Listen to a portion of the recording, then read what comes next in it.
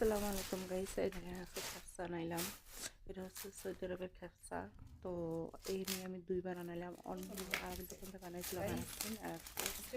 তো গাইস কি বলবো, এই আলসা ইশারার ভিতরে যে খ্যাপসাগুলো মানে একদম বাজে, মানে বাজে কোনো খ্যাপসার, মানে একদম বাজে খ্যাপসা। কি বলবো, কোনো স্বাদ নেই, কোনো ইয়া নাই। আর এই যে দেখেন, এখানে হচ্ছে দুই রকমের, বাট আমি মিক্স করে আছি সাদাটা এবং হচ্ছে লালটা।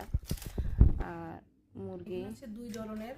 তো যাই হোক গাইস, এই খ্যাপসার সাথে যে দেখেন ঘাস লতা পাতা, এখন আপনারা বলবেন এটি কি খায় ঘাস লতা পাতা। এটা হচ্ছে জিরজির, যেটাকে বলা হয় শসা পাতার মতনই আমাদের দেশের, বাট এটা হচ্ছে এই দেশের জিরজির। এটার সাথে আর একটা আছে রসুন পাতাও দিছে, তার সাথে ধন্যবাদ আর কি না কাঁচা পেঁয়াজ। তো এর থেকে আপনি মিন্দিল এখানকার খ্যাপসাগুলো অনেক ভালো। এটি কি জানেন? এই দেখেন ঘাস লতা পাতা, এটি হচ্ছে জিরজির শস্য পাতা। এই দেশে কিন্তু এই জিরজির ঘাস লতা পাতা খেয়েই কিন্তু হচ্ছে মানে বাজে শরীর ভালো থাকে।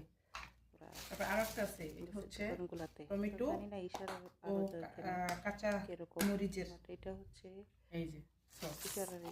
এটা হচ্ছে খ্যাপসার সাথে, এখানে আবার কাঁচা পেঁয়াজ দেয়। আর একটা জিনিস আছে গাইস, এই যে দেখেন, এটা কি জানেন? এটা হচ্ছে রসুন পাতা।